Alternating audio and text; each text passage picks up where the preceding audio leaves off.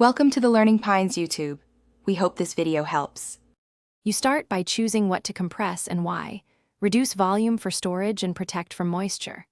First, fold garments flat to 1/2 thickness so air escapes evenly, and place bulky items toward the bag center. Once done, press out large lumps and avoid metal or rough zippers that can puncture the plastic. Make sure the bag mouth is clean, align the zipper tracks, and close the seal firmly. This prevents leaks and simplifies the vacuum step.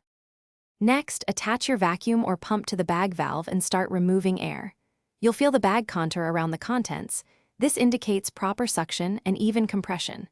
Use short bursts if using a strong shop vacuum to avoid sudden collapse. With manual pumps, maintain steady strokes.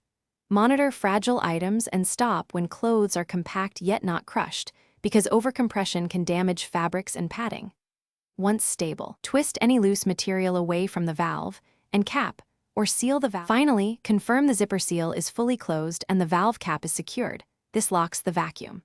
Label the bag with contents and date so you can rotate stored items later, and place bags flat or upright in a dry, cool spot to maintain compression.